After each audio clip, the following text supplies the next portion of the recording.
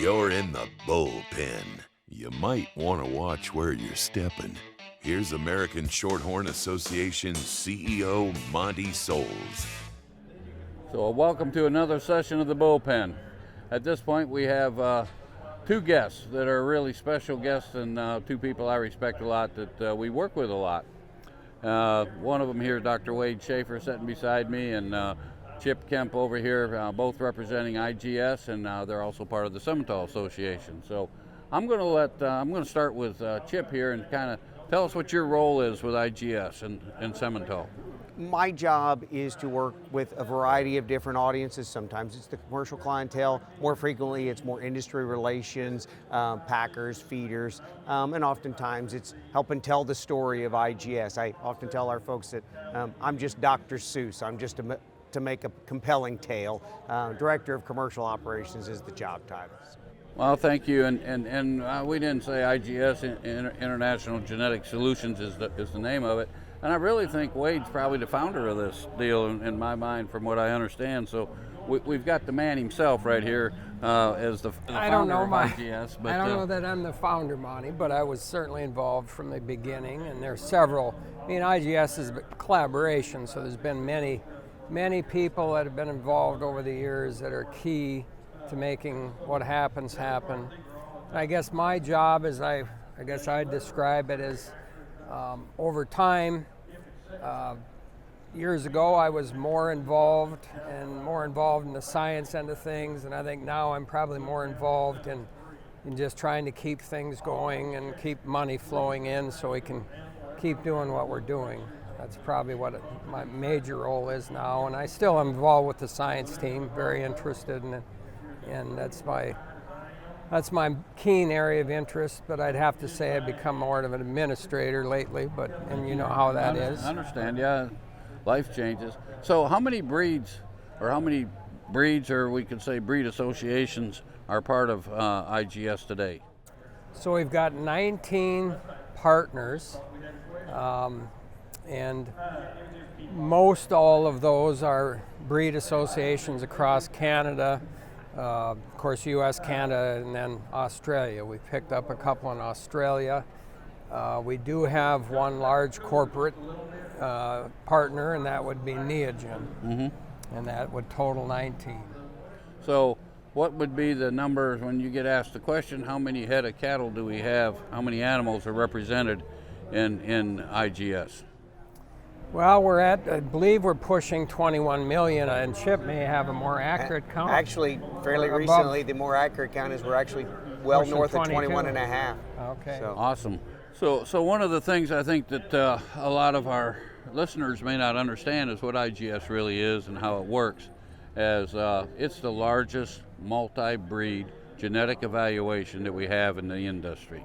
And it's probably one of the huge advantages that I feel we at Shorthorn have, and I think everybody that participates that's a partner in it picks up that same advantage.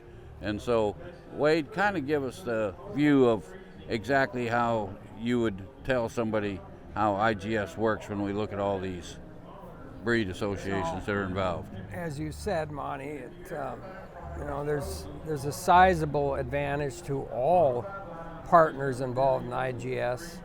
And one of the major advantages is that we are incorporating all the data out there. Like you said, in fact, I think we don't even have to say multi-breed. I think we can say we're the largest genetic evaluation of beef cattle, period. And actually, Shorthorn's in a unique position because Shorthorn has 3 different populations of Shorthorn in IGS. You've got the US Shorthorn, which you represent. You've got the Canadian Shorthorn, and a few years ago we added the Australian Shorthorn. And what that does is you can take your high-use sires, and they typically are used across several of our partners' populations, and so it just multiplies the number of progeny out of those sires and increases the accuracy. General thought process is that DNA is really critical to genetic evaluation, the DNA test, and there's no doubt that's true. But in order to get the DNA to be as effective as possible, or in order to milk as much as you can out of the DNA, you got to have lots of phenotypes. And the fact that incorporating three related populations of shorthorn, that really helps us do a better job with the DNA. And the other thing about DNA, it's not a magic bullet. You can only get so much accuracy with DNA. And if you want to get high accuracy sires, you've got to have lots of phenotypes. And so from a standpoint of a shorthorn population or the shorthorn breed, I think there's a huge advantage to being part of this collaboration we call IGS. Well, it's really worked for us. I mean, we go back, and, I think I mentioned in one of my earlier interviews that we were looking at trying to do something to do some blended genomics way back before we had the Bolt system put in place. And when we did it, you did it for us, but when we got it done and figured out, we only had about 72% of our data was calculated in it, because we were picking up 28% of our data from other breeds and other, because we got an open herd book, other breeds have an open herd book. You got shorthorns in your Simmental registry, it just starts to go around it. One without the other just doesn't work. Absolutely. And so I've been using some bull. I want to use some heterosis in my herd. So can I compare these cattle back and forth, Chip? Sure. That are part of IGS? So Monty, to kind of pull on that thread that Wade laid down, every person watching or listening to this knows that at some point maybe they got a piece of fence that's gone sideways, right? And them and the neighbor going to agree. They're going to go and they're going to shake hands over that fence, that they're going to work together to fix that problem, right? And this industry for too long has worked in opposite of that. And I think our strength here is that we're starting to recognize, as you all have pointed out, we accomplish so much more thoroughly to help that commercial cow-calf family as we work together. And so one of the ways, and one of the very tangible, meaningful ways, is you're gonna try to use some heterosis. You wanna know how this Red Angus bull compares to this Shorthorn bull, to this Sim Angus bull, or to the Angus bull that's in the population. And absolutely, they can go and directly compare those birth weights, those calving ease, those yearling weights, those marbling scores, to know how they're gonna get that responsible mating. I don't think everybody understands some of the details here, Wade. So, and Chip, we look, Angus is not part of IGS. I'm not trying to pick on them, but they're just not part of IGS. They got their own, and they got a large data bank. But we have a lot of Angus cattle in our IGS system because they're used in open herd books. You got Sim Angus, and we got our Shorthorn Plus and Balancers. A number of our partners have open herd books. So how many Angus cattle would be in our IGS system? I don't have an exact count on the number of Angus, and maybe Chip does, but I know there are millions of Angus, some straight, some hybrid, but millions of Angus influenced animals in the IGS database, and all of those animals help us do a better job of predicting all of the animals in the database. And then they provide the glue. I mean, Angus, obviously, Angus red and black both, their genes flow across all these populations, and that's part of the glue that pulls all the populations together. Well, Red Angus is part of IGS, Simmental, Shorthorn, Gelby, Limousine, and the Canadian Angus. Canadian Simmental, Canadian Gelby, and Canadian Shorthorn. I mean, the list goes on. So as you talk about that glue, and I picked on Angus because it's the large breed registering to most cattle today. So they have a huge influence, but they've got their own separate influence inside of our system, that those cattle show how they are working within IGS, not necessarily how they're working within the American Angus Association. And that to me is, if you can explain that a little bit so people understand, there's a little difference. There is, but what we do see is there tends to be a lot of agreement with the way, especially on higher accuracy Angus sires, there's going to be a pretty strong agreement with how they size up in the Angus Association evaluation and the IGS evaluation. to Wade's point, the millions of Angus records. We understand Angus genetics at a high level. We're quite comfortable and remarkably competent at figuring that out, and arguably have access to data points on that breed type that even the breed type itself doesn't have.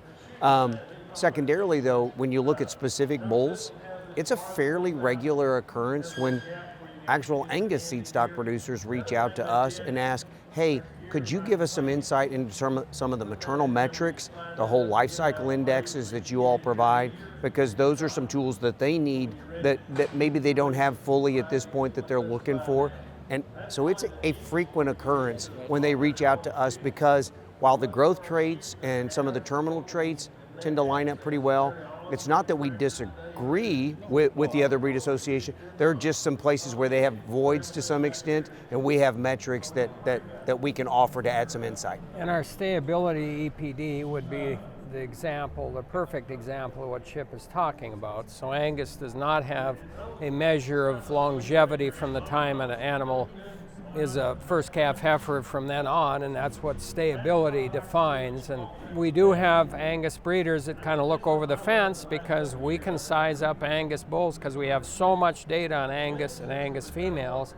We can size up how they rank in longevity or stayability because we have the data. So from an IGS viewpoint, and I know you guys both know I'm very strong component of that we need this. We need this in our industry, because if for me, on a personal note, I would probably say every breed should be part of this, because it's going to help all the breeders. Amen, brother. But you made the comment about it helping the commercial guys.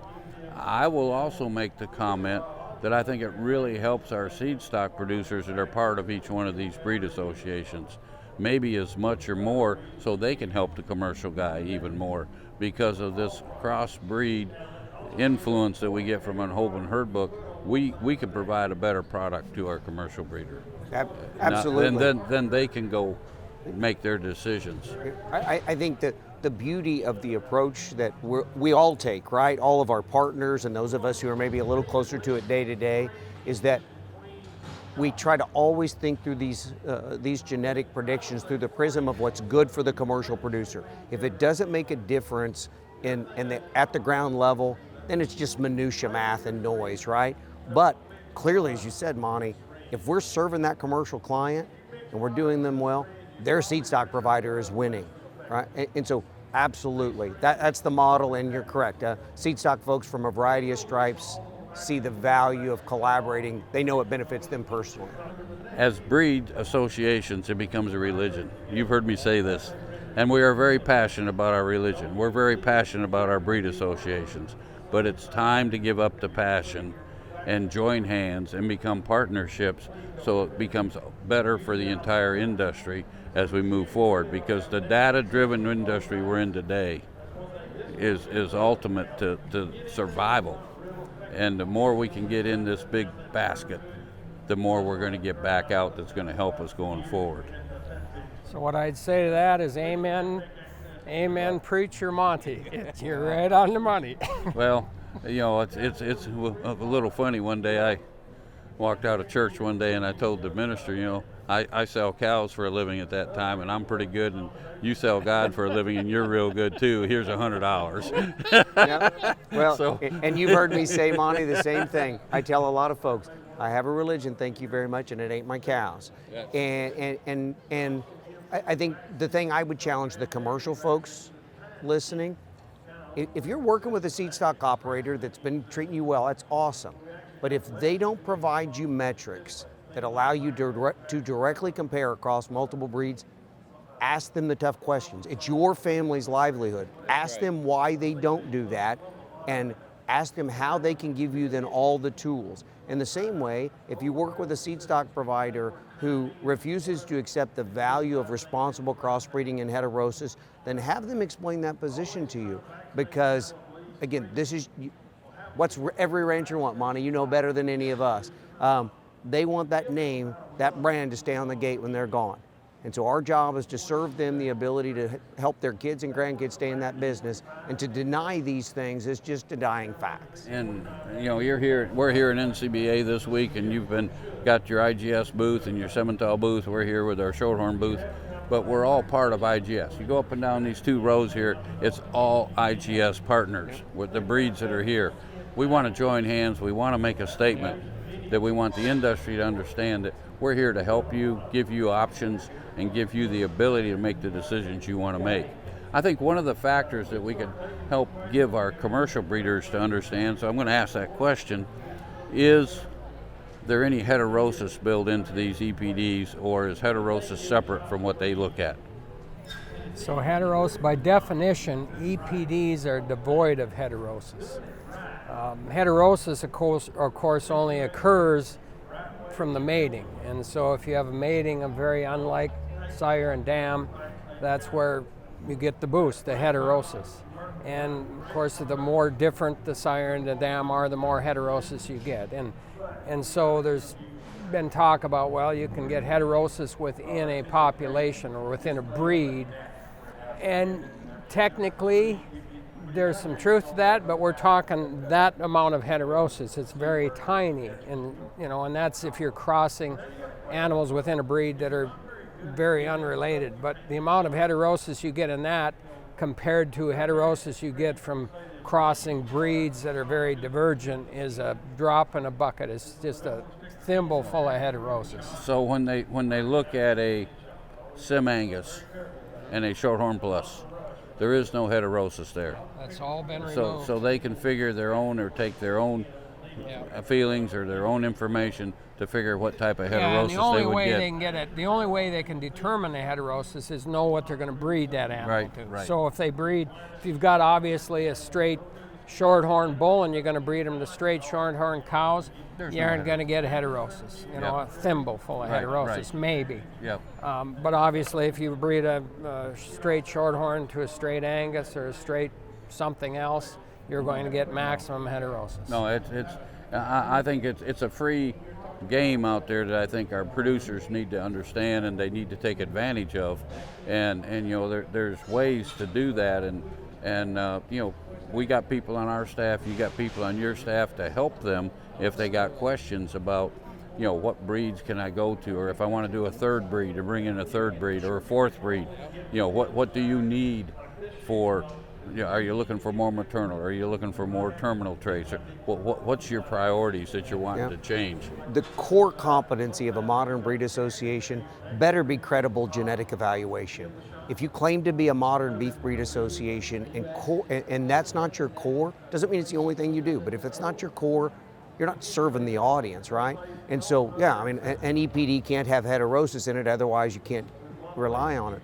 On the other hand, we can walk and chew gum, because while EPDs are the primary beast and some indexes, we can also then take those tools and use them in ways like the IGS feeder profit calculator, where if you want a prediction of actual biological outcome with heterosis incorporated as you look at those different breed components, we can then flip the switch and put that heterosis back in and give you a vision. So if any of your clients or customers or viewers would ever like to see some of those things, those tools exist, but they only exist because we do the EPDs first, recognize those, and then appropriately proportion the heterosis back in. And those have been available to all the partners and all the breeds. I mean, totally free. They're there for access to anybody can log in there and find that and run their cattle they want to run through it, and it'll feed it right back to them the advantages or disadvantages they're going to get. So exactly. It's there to be used, and that's been what the goals have been for this whole partnership. IGS and Chip had mentioned that credible genetic evaluation is at the core of all of our partners' main mission. But also at the core of all of our partners' main mission is to serve the industry. We're here to serve the industry, and Monty talked about, we need to move past where a breed or a breed association is a religion. Breeds are populations that we use and try to help the commercial industry to make money and be profitable, and we need multiple viable breeds to be able to do that. And so I think as long as we all, as breed associations, focus on the industry, in the long run, it'll benefit all of us breed associations and certainly benefit the industry. Yeah, our fellow breeds are not our our competition really. They're our partners. I don't, even if they're not part of IGS right now, Yeah, oh, because we need to breed some black cows or some white-faced cows with our bulls. It doesn't matter, vice versa. They're partners. They can take advantage of everything. Our producers can take advantage of everything, and that's the big picture that they need to get a hold of, in my mind. This business is hard enough, and Wade mentioned something that, I mean, and sometimes we get enamored with the culture of the business, and that's good. We all love that, right? It means a lot to us. That culture is a lot easier to sustain if we're making money. And so, you know, if you're a viewer of this and the profit component is getting a little challenging, I'd encourage you to have the courage of thinking about, is crossbreeding something I need to ponder? Is there a breed type that could maybe bring something to the table that, yeah, maybe I could get if I stay in my straight breed, but it might take me the rest of my life to breed to that point? Or maybe with my next AI purchase or my next bull purchase, I can take a significant step forward. And so I know these things can, as you pointed out clearly, they can be hard, and that's not lost on any of us, that these can be difficult things to ponder and accept. But reach out. Any of the three of us or any of our various colleagues would love to have a what-if conversation. If it goes nowhere, no harm, no foul. Yep. And so as we start to wrap this up, I really want to thank Chip and Wade to join us here today in NCBA. We've had a good week here. I think you've had a lot of activity. We've had a lot of activity. It's been one of the better NCBAs that I've been to.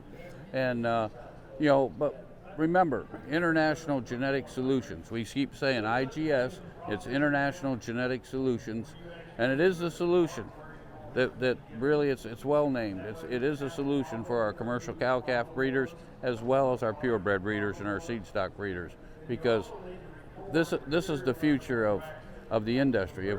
I actually did a little segment here a little while ago with some swine background. It's no different. They're doing the same thing we're talking about doing, only they've already got it done and they're down the road 25, 30 years on us. But they got a little different gestation and they have litters, but it's the same game. And we just got to sit here and be patient and let it take its course. But I really challenge everyone to look at this system and evaluate it, because I think it really has a lot of merit. Thank you, Wade. Thank you, Chip, for being with me today. And that's the bullpen today. Thank you for joining us.